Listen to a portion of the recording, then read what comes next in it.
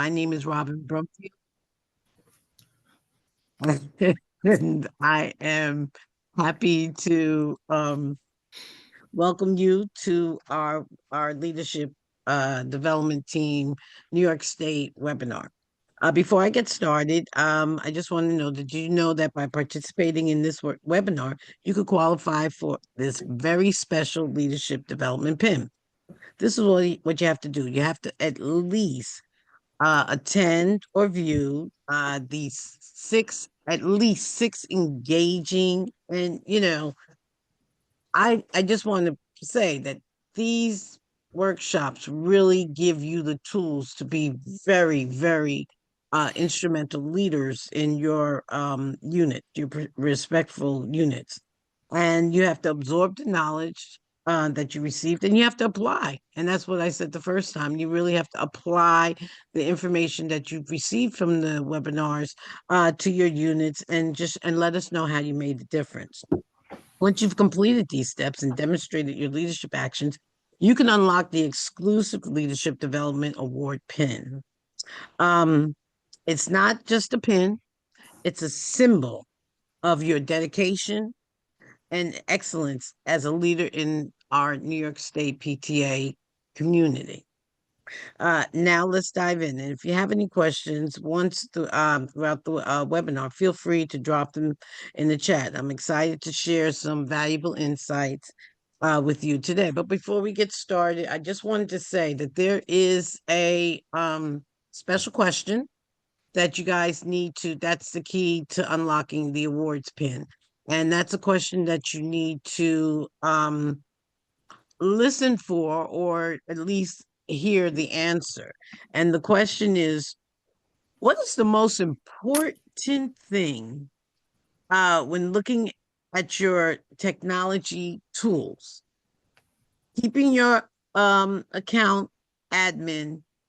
Oh, I'm not going to say because I almost said I almost said what it was. So, what is the most important thing when looking at your technology tools? But before we get started, and we want to welcome Kathleen McEnroe, the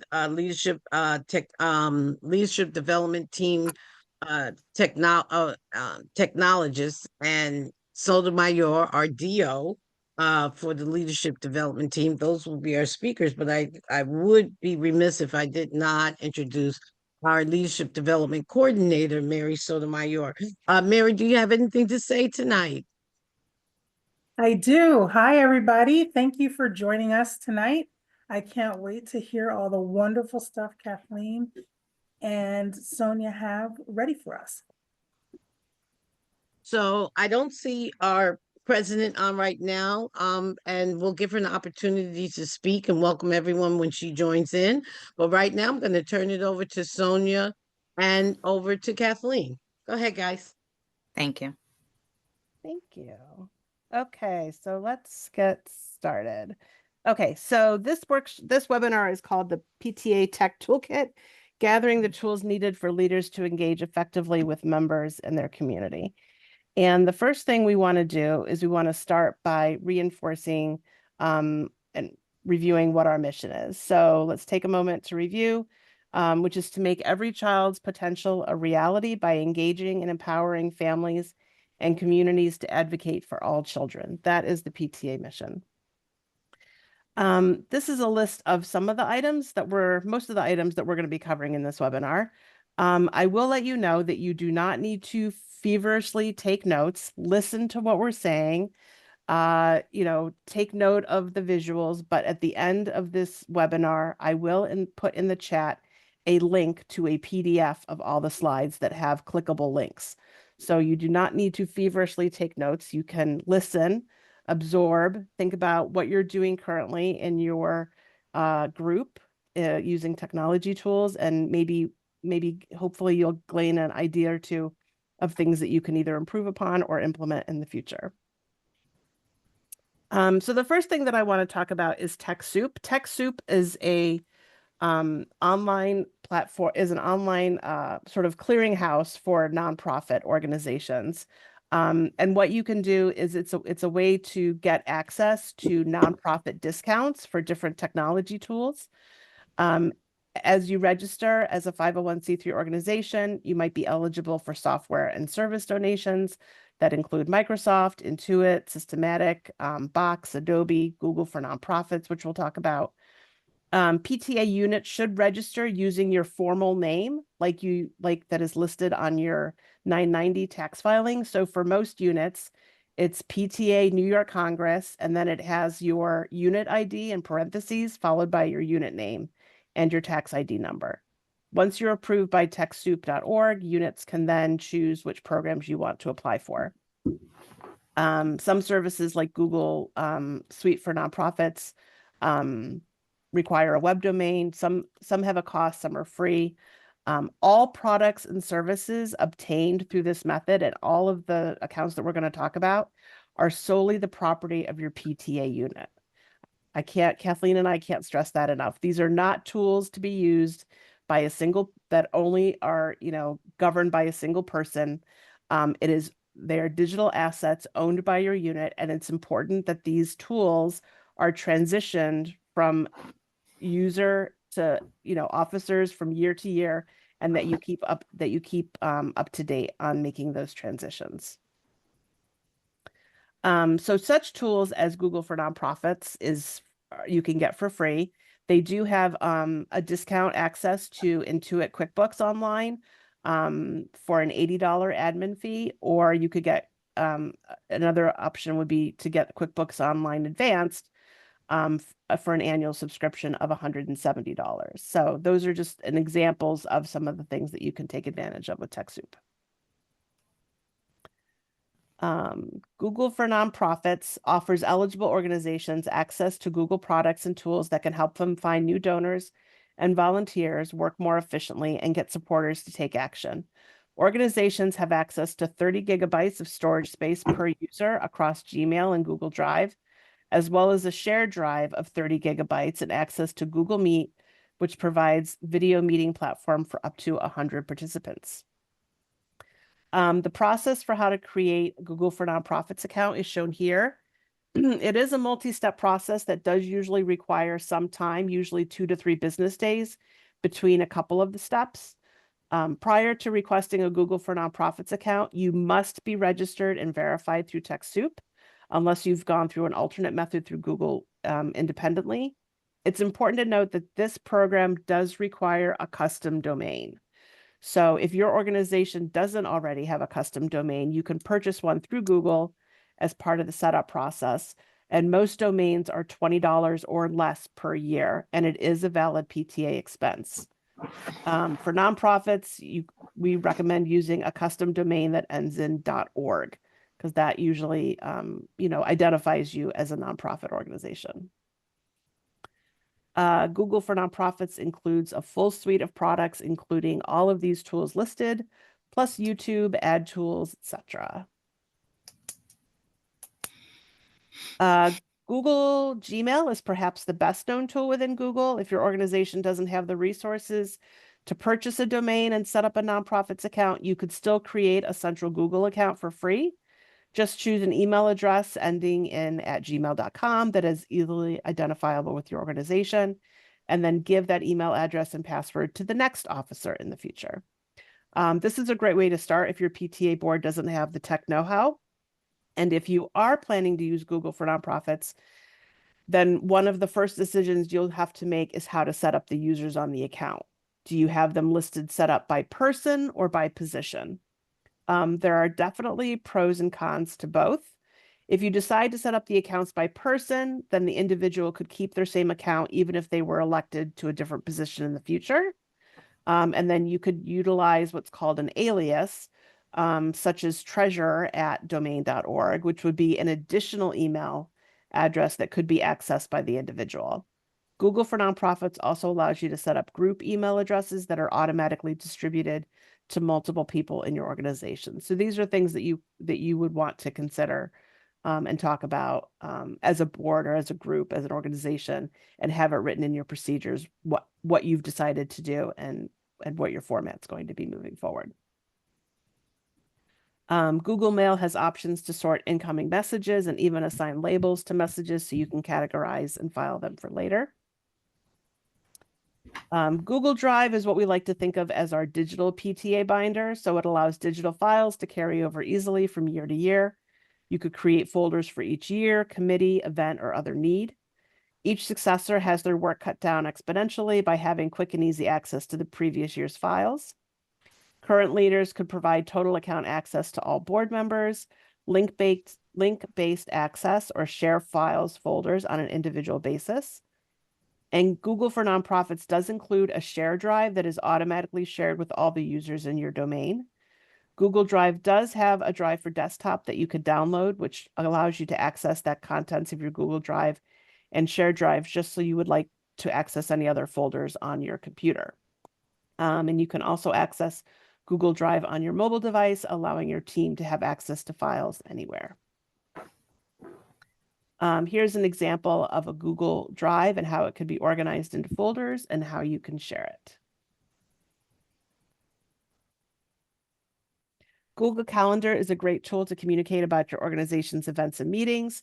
Calendars can be shared publicly and added to anyone's personal Google Calendar. Changes you make on a shared or subscribable calendar are updated and pushed out live. You could also embed a public calendar to your website or a link to your social media accounts. Here's an example of an organization's Google Calendar. And notice the plus sign at the bottom right where someone could click to subscribe. Kathleen, you want to talk about translation? I do. Translating your website. So Google can easily translate your website into hundreds of languages. You have your website, you have the Google translation. You click on it, the little box here, and then your website is easily translated into other languages for people. And you can also translate specific text. If you're making a newsletter, you type whatever language, English, and then put it in the box, and then it translates into whatever language you choose. I use this a lot at work. It is also a good idea to have somebody maybe look it over, make sure the translation is correct. We always add a little bit of an addendum just to say that this was translated from Google Translate, just in case there are any mistakes. But this is such a helpful tool. Our PTAs are getting more and more diverse, where we have members who speak different languages. So this is a great tool to make sure that everybody is included. This talks about Google Docs, Sheets, and Slides are similar to Microsoft Word, Excel, and PowerPoint.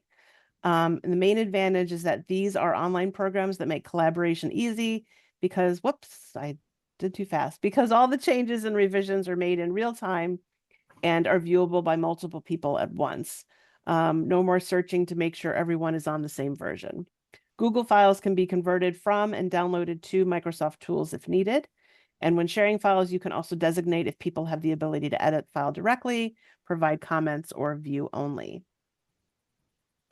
Google Forms are a great tool for PTA organizations to utilize. You can create surveys, event registrations, voting ballots, etc.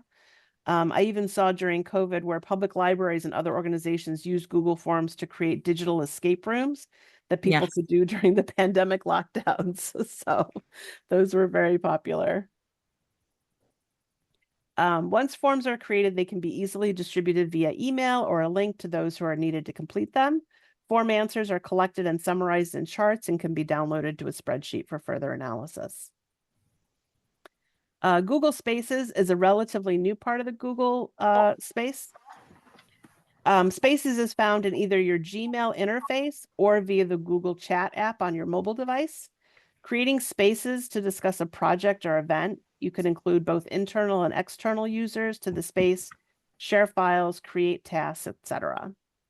And as stated on the slide, it's sort of similar if you're familiar with Slack or I think even like Monday.com, some of those kinds of collaborative tools, if you're familiar with those, Google Spaces is very similar to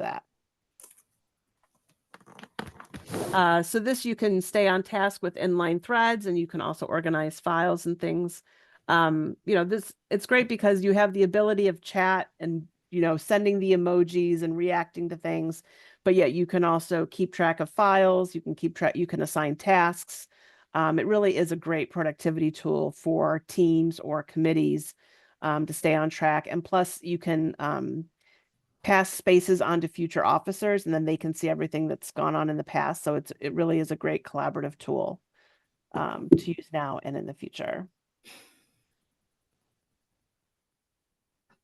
Okay, so the PTA logo. So PTA has established guidelines for the proper use of the PTA name, logos, and tagline, which is every child, one voice.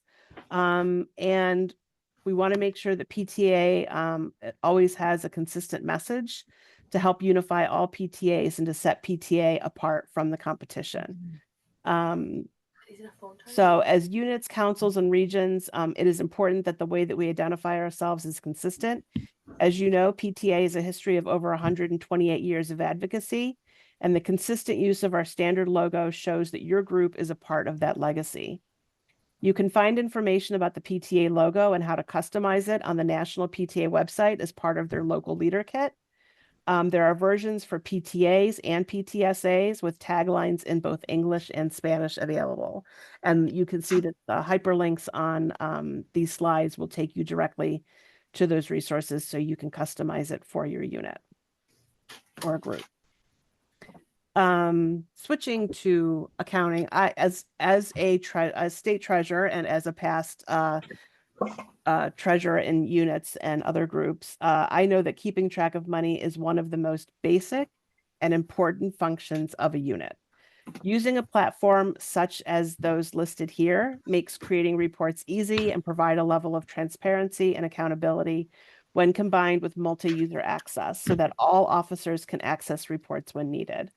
I have personally used the My PTEZ platform and QuickBooks with PTA units that I've been involved in. I also know several units. I'm sorry, I keep pressing the slide. I also know several units that have used MoneyMinder successfully. And while none of these platforms are free, they are a valid expense for units and should be strongly considered, depending on your budget. If you have a budget of, $10,000, it is worth investing in a platform that's going to help you keep track of that money in a standardized way. My PTEZ and MoneyMinder are exclusively online platforms, making them simple to transition from officer to officer. And QuickBooks, it used to be you could download it, but they have now transferred to pretty much gone all digital. So recommend definitely using the online platform. Kathleen, would you like to talk about volunteer platforms? One of the things that the units in my district are still using is Sign Up Genius. This is a little bit of an older sign up platform, but it's incredibly easy to use. We use it for class parents. We use it for field day. We've used it for our district's family fun day. And it's easy to set up. It's easy to share the link. And then if you have the same event from year to year, you can duplicate your sign up from last year and then just fill in the current year's information. And then, you can share the link on your social media. You can send it out via email, and you can, share the access. Committee chairs can use it. We just find it incredibly helpful to use Sign Up Genius. So this is an example of a Sign Up Genius. You can add, if you're asking for plates, cookies, whatever, people sign up for it. I also like that for Sign Up Genius, it does send the people a reminder email that this event is upcoming. You've signed up to bring, 50 cupcakes. And Sign Up Genius is free. That is one of the reasons that we still like using it. And you can also sign up to bring items and like also volunteer yourself. So you could have like time slots and stuff too Yes. on the Yes. same sign up, which is It's great. really So, easy to use. There's just so many ways to use it. mhm. Okay, so Doodle is another platform that makes scheduling meetings easier, whether you need to poll your PTA board members to find a time to meet, or you want to have a booking page where people can schedule one-on-one meetings with you. Doodle is a site that can make that happen. So I know we use this a lot at the state level to coordinate committee meetings and stuff. Everybody's got different schedules and you're trying to figure out what date can we meet rather than doing, back and forth emails with, different dates. You can set up a poll with Doodle and everybody can pick, what dates work for them and you can pick the one that, gets the most votes. Zoom. Okay. So originally when I started giving this workshop back prior to, March of 2020, not many people had heard of Zoom. Now I think we all are very familiar with Zoom. It's Too familiar. too familiar. So it is definitely one of the widest tools and it's the platform we're using right now. So right now we're using Zoom. So Zoom does have a free plan, but again, we do, recommend you do get more reliability, you get more functionality if you have a pro plan. Again, it is a valid PTA expense as long as your, group has, decided to invest in that tool. And you've got it in your budget. You've got, you can host meetings of, up to 30 hours. You can record meetings, you can save them. You just get a lot more functionality with the pro account. So encourage units to think about that if they want to continue to have, some virtual meetings or hybrid meetings, whether it's for membership meetings, board meetings, committee meetings, other events, things like that. It's all things to consider. Here are some important account settings that I personally recommend that PTA units choose when setting up your pro account. The waiting room, utilizing co-hosts. These are different like security settings. So I just encourage people to, be mindful of the security settings and take advantage of what's available.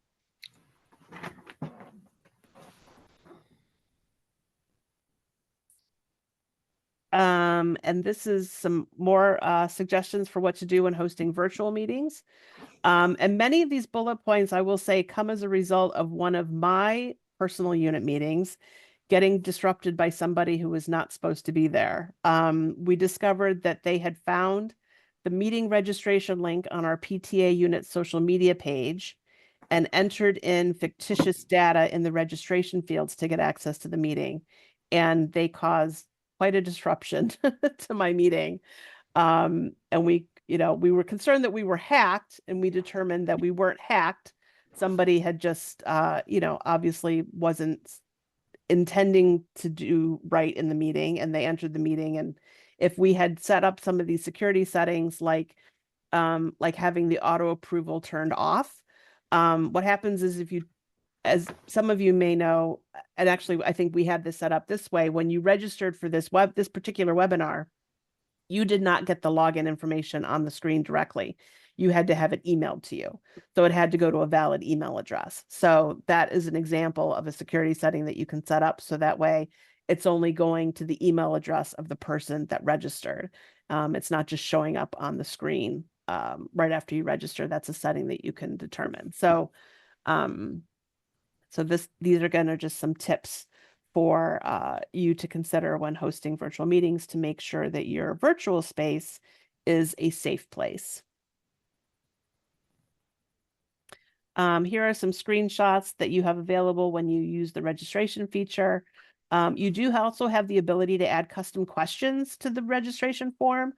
So the only downside is that those reports can only be pulled from the host Zoom account on a web browser. So keep that in mind, particularly if you have multiple people organizing the meeting.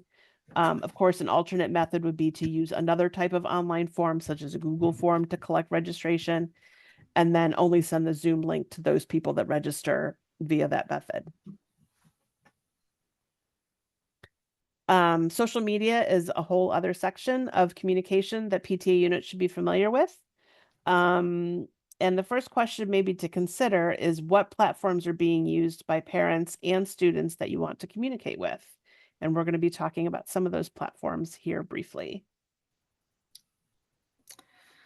So one of the platforms that New York State PTA has been using, and also National PTA, is the Band app.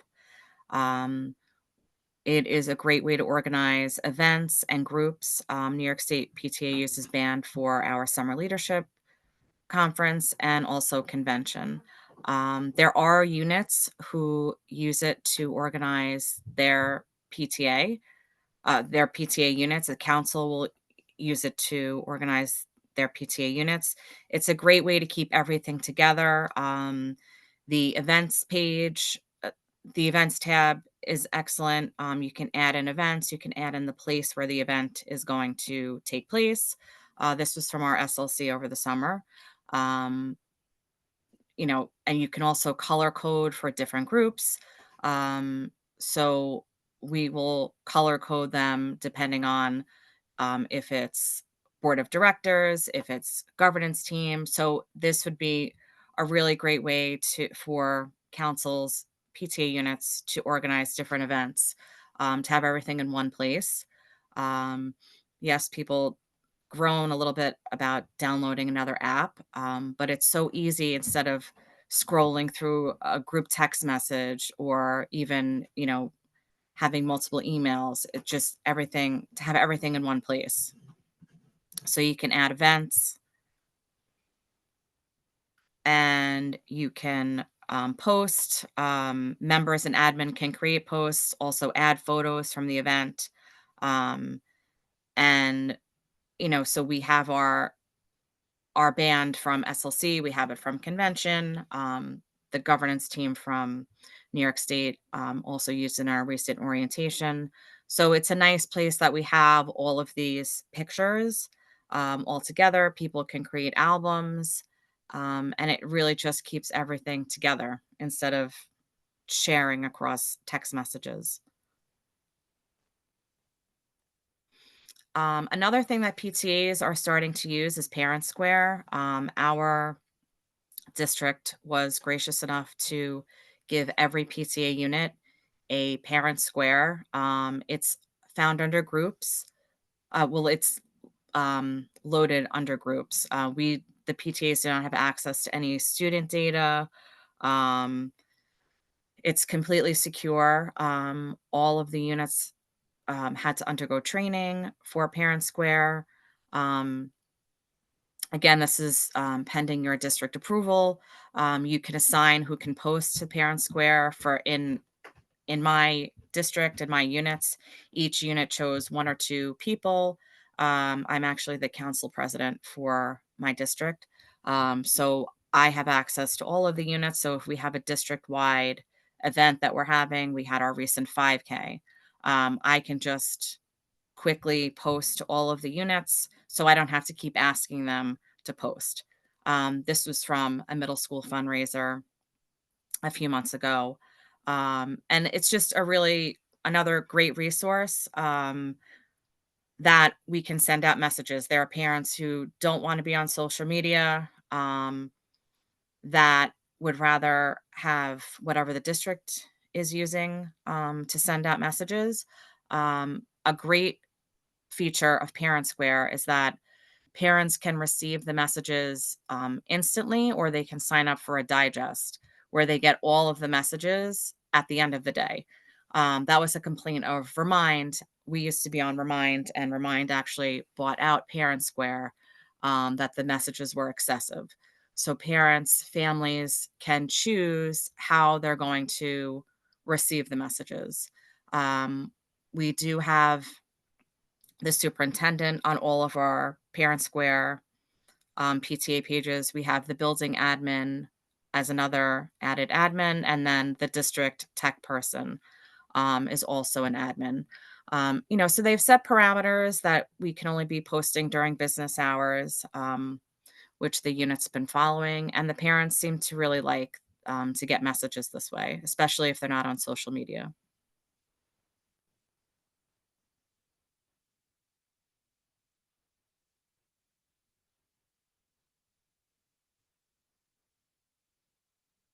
Okay. So Buffer is a social media marketing platform that I have found to be extremely helpful. I use Facebook mostly for my personal use, but I know that a lot of parents and students that our units want to communicate with are on X and or Instagram or LinkedIn or other social media accounts. So Buffer allows individuals or organizations to cross post on multiple accounts and even schedule those posts in advance. So the basic free plan on Buffer does allow users to link up to 3 social media accounts and schedule up to 10 posts in the future. This is a screenshot of what the scheduling queue looks like in Buffer. As you can see, there are day and time slots that you can customize. And Buffer has been a great tool to allow me in the past to post easily to multiple social media accounts. And you can see on the screen that Buffer does have analytics and engagement sections, but those are an upgrade from the free basic plan. Okay, so what do you post? So these are just some ideas of things to post, like thanks to volunteers and photos of their work, appreciation of teachers, interesting local news, parent education content, legislative updates, school news, fundraising, memberships links, status links, call for volunteers with the sign up link. You've got a link to your sign up genius or something. Thanks to local businesses that sponsor events, or just some of the ideas of what you could post to social media. Many groups have a presence on Facebook, although it's not exactly where the cool kids hang out anymore. And sometimes the question is, do you have a page or a group or both? There are certainly pros and cons to each. Pages are one-way communication from the organization out to the public. Groups are a space where any member of the group could post. Depending on your unit, council, or whatever your group is, there are definitely benefits to having both. The most important thing to ensure is that your page and group admins are kept up to date with current officers. Again, making sure that these digital assets, these technology tools are transferred to the new team, the new board, and that you take, people that are no longer involved or no longer, that when they are done with their work with your unit, make sure that they get removed, and you want to keep your admins up to date. I just want to say something about the Facebook groups. Yeah. I maintain the Facebook group for our high school and middle school site.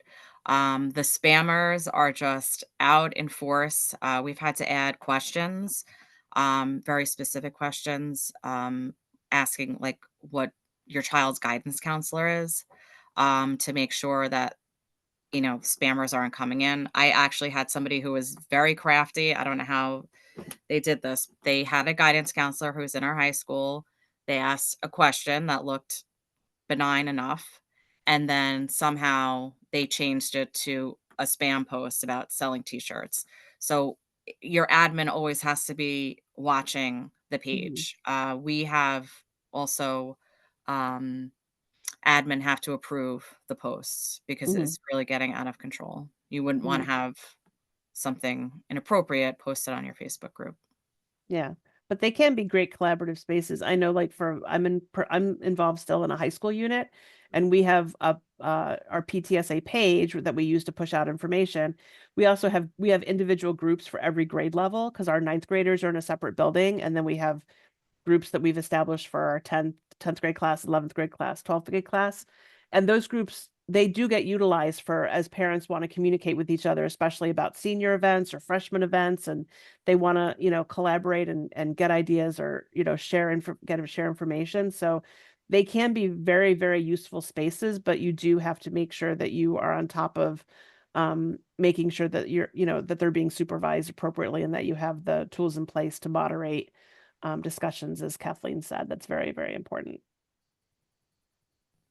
Okay, so Instagram boasts 2 billion monthly active users worldwide, and this makes it one of the most popular social media platforms globally. Instagram differs from Facebook in that it does focus on visual media like photos and videos. And thanks to the popularity of TikTok and other short form video platforms, I would really encourage units to utilize the short form under 90 seconds, vertical format videos, otherwise known as Reels. Many platforms like Instagram will push this content out beyond your followers to new people. And this can certainly help to broaden your outreach. So this is an example of the New York State Instagram account. You can see the pictures, and then you can see the reels. And the videos here, you can see where some of the videos have gotten, a couple hundred, 427,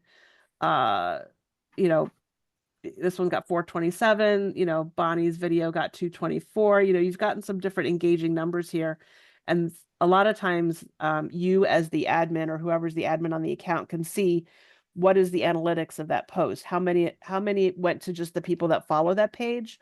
But with the reels and these short form videos, they do get pushed out to even people that are beyond people that follow your page. And it's a great way to kind of grow your social media outreach. Kathleen? Yes. So one of the things that we have been utilizing is Canva. Canva is great to make different flyers for social media.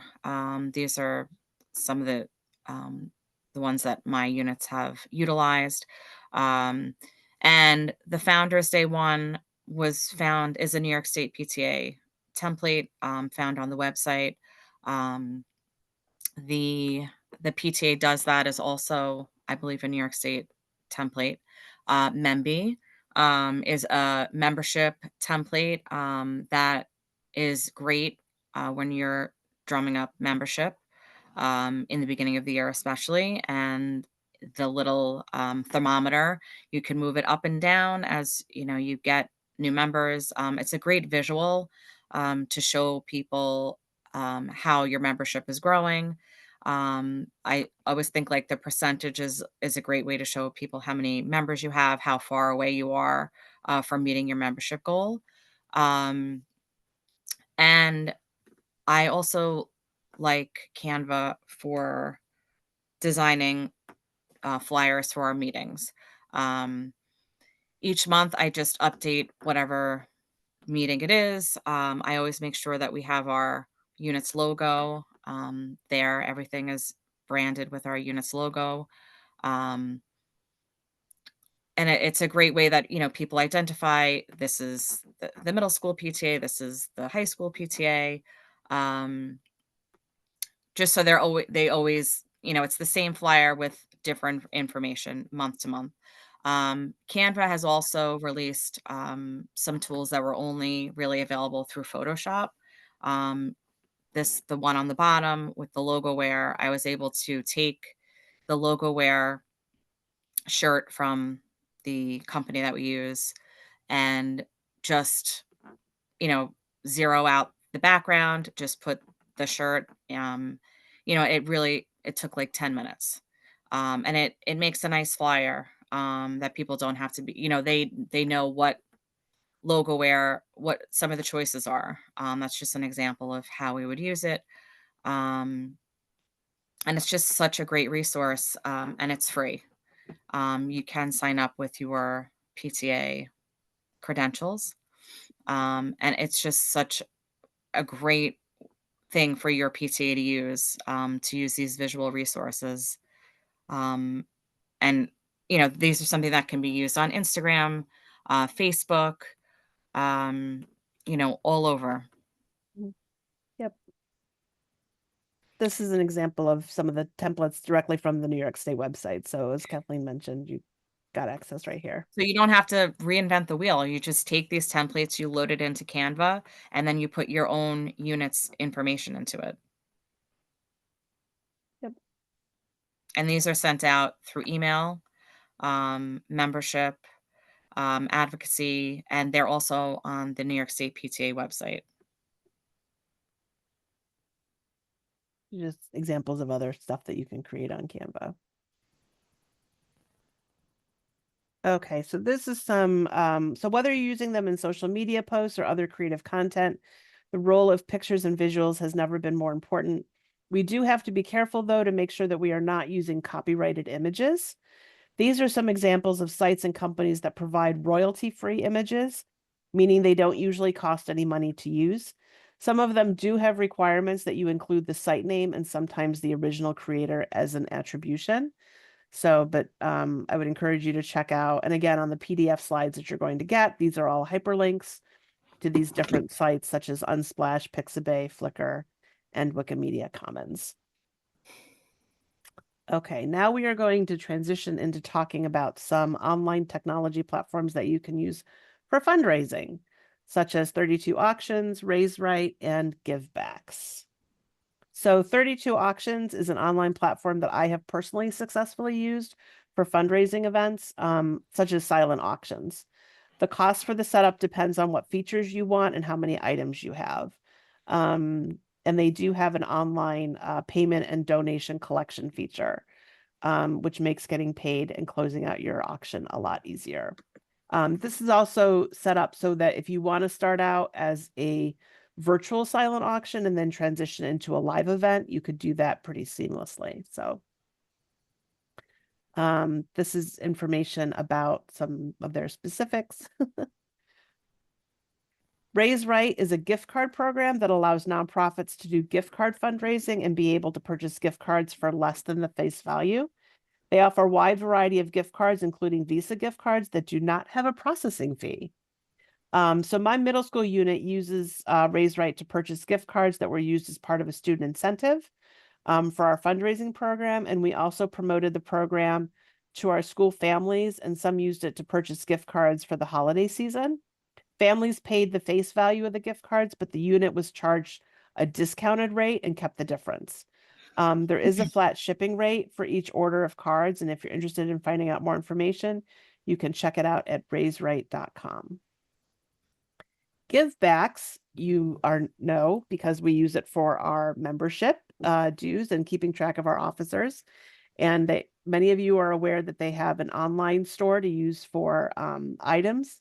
But did you know that they also have a Shop to Give program where your supporters can visit any of 25,000 participating stores and restaurants, and partners will automatically donate a percentage of your purchase to your unit. So that's one aspect of Givebacks. They also have a whole fundraising section of their site that has become more widely developed over the past probably 2 to 3 years, I would say. That includes doing things such as a-thons, like a read-a-thon or a walk-a-thon or a run-a-thon or whatever a-thon you want to do. You can do crowdfunding, you can do auctions, you can do event ticketing. And then the other column here shows the different processing and platform fees. Again, this is information so you have it for the future to review. The fundraising module, they do have a tip model pricing, or they have a percentage model pricing.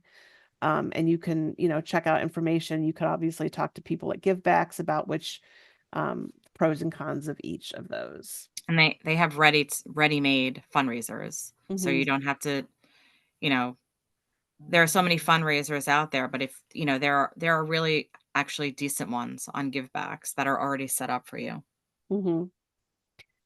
There are several choices that you can decide if you do decide to do a fundraising through Givebacks and you decide to do the percentage. You do have some choices on if you want to pass the fees on to your donors, or if you want to have the organization, or if you want to split the fees. So you can choose to have the platform fee and the credit card fee added to each donation to be paid by the donor. This way you would get the full dollar amount, or you could choose to absorb all the fees, or you could split it, where you could ask the donor if, as an option, they want to cover any of the processing fees on behalf of the organization. So those are all decisions that you can make. Since Kathleen and I are both part of the leadership development team, we wanted to take time to share with you how you can gain valuable PTA training using technology. National PTA's online learning platform is Thrive, and it can be accessed at thrive.pta.org. They have an ever-expanding library of courses for local leaders, district council, region, and state leaders. And course topics covered include advocacy, leadership development, membership, parliamentary procedure, just to name a few. And obviously here at New York State PTA, we have our LD webinars, such as you're attending tonight, recorded and are available for learning anytime on our state website. Just go to the leader section, training materials, leadership webinars, and workshops tab. Registration information is also coming out soon for our Summer Leadership Conference. This in-person event will have dedicated training for our unit officers and leaders. And you can find out more information at newyorkstatepta.org/summer-leadership-conference. It's also under the events section. Sending people to state events such as SLC is a recommended and valid use of your PTA budget. Investing in leaders such as yourself helps your PTA to thrive. And with that, we are at the end of our described content. Welcome your feedback. Welcome your questions. I see a question in the chat. Do they take any percentage of the things sold in the PTA store? So I assuming you're talking about givebacks, Maze. There's just the processing charge in the store. The store, the only thing that's charged is the credit card processing fee, which obviously you can choose to either have that paid by the purchaser, or you can choose to have your unit absorb that. That's sort of a setting that it goes for everything that's sold in your store. The fundraising modules has an additional platform fee that's associated with transactions for the other fundraising things in the fundraising module. Hopefully that answers your question. Anybody? Thank you. Okay, good. Glad I answered that. Anybody else have any questions?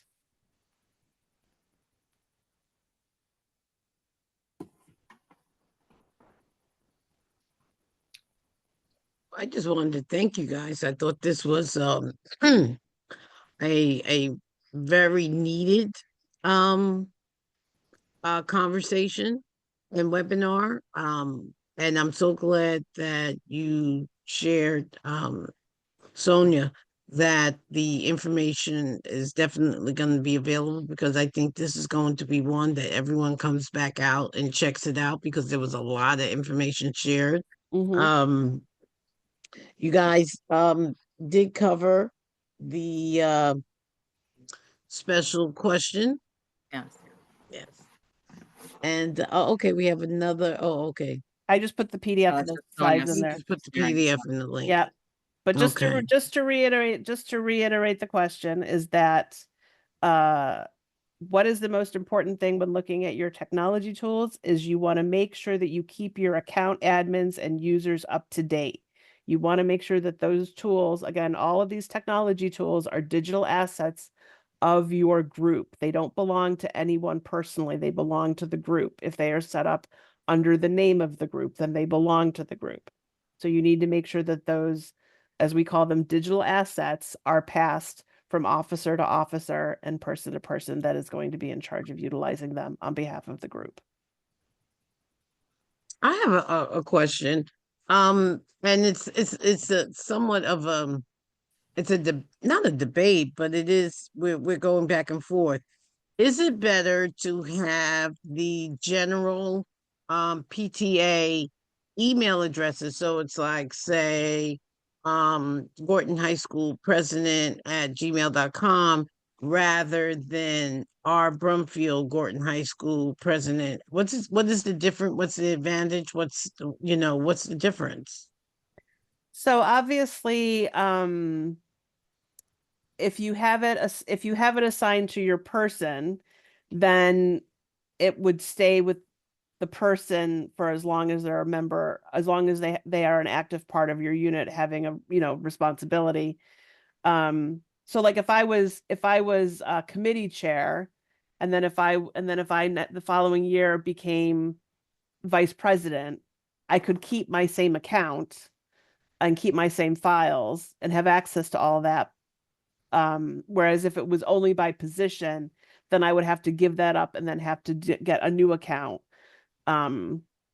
with new, when I had to change the position. So it really is sort of, it's up to, if you think, do you have people that have a lot of that where they only do one job and then they leave and then they, you transition that, or do you have people that want to have access to their files from like 3 years ago or whatever? You know what I mean? It really is a decision that you need to set up as a procedure, and make sure that you're consistent with it. So as I mentioned on the screen talking about Google for Nonprofits, you can set up what are called alias email. So it's not the email that they would log into, but if somebody was to say, like, let's say, your email, Robin, was Robin, at, whatever your unit name was, but you were the reflections chair, I could set up as an alias, I could set up as reflections at yourunitname.org, right? And then if that transferred to somebody else the following year, I could just change the alias. So if somebody emailed them that email address, that would still go to whoever the current person was. But when it comes to your login and your files, you would still have access to the stuff that you did previously under another position. Does that make sense? Yes, it does, and actually Okay. it makes it even better because we're going. It's just a debate back and forth, Mm-hmm. and someone saying, "Well, those are my emails. I want to keep them. I want to have access to them." And I said, "Yes, but you're only receiving them because of your role as a treasurer, secretary, whatever, whatever, Mm-hmm. and what you're doing. You were the chairperson of this and this, that, and the other. But just like you said, as you transition and you move into other positions, um, it's no longer relevant. But Mm-hmm. some people have a thing where they want to have access to. I Mm-hmm. know that I have, because I'm no longer the president of my council, but I have but my current president will ask me something and I'll just go and Google my old thing and pull it up and send it to her. But most of the time, I try to, when I was president, to CC all the officers on any pertinent information so that they would have it and also put it in the file. Mm-hmm. Yeah, Yeah. it's important. I mean, you don't want to let your email be the sole. I mean, unless if you're a position like a president or like a treasurer where you need to keep that information in your email, but you want to make sure to sort of clean out your email and make sure you're saving files and attachments in files where they're going to be more easily accessible by the people that need them for the future. So You should definitely not be mixing your personal email with your yeah. PTA email. Whatever Yeah, you do, it has to be separate, absolutely. please. What's the recipe to a suck it to me pound cake? Well, Oops.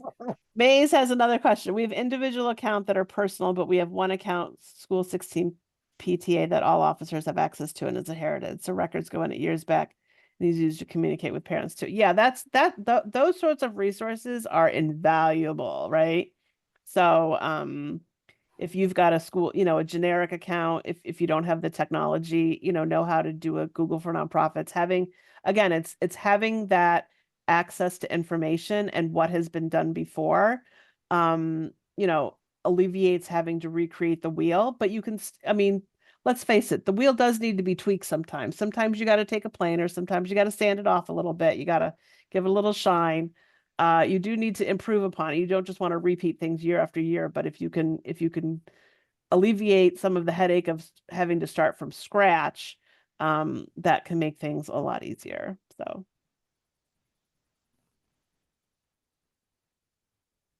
any other questions?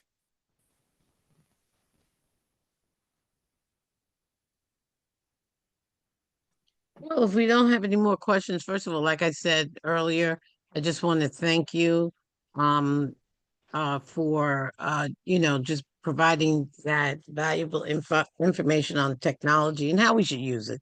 I'm actually going over because I don't like to reinvent stuff, so it's already there. I like to copy and Mhm. then just put my own spin on it, which I think is great. And since you showed us how to go to Canva and how to go to the New York State website and get particular different flyers, it works out well. But I encourage everyone, if you have any questions, to definitely feel free to generate an email and send it to New York State PTA, and they'll make sure it gets to Sonia and Kathleen. But I thought this workshop again, hit it out the park. Thank you so, so very much. Mary, do you have anything? I think the team covered everything. And I hope to see all of you guys at SLC. Yes. Gonna Come be the one, come place to all. be, sure. Yes. Okie doke. Thanks everybody for attending. We appreciate it. We'll see you next time. All right. Yes. Thank you, Good everybody. night.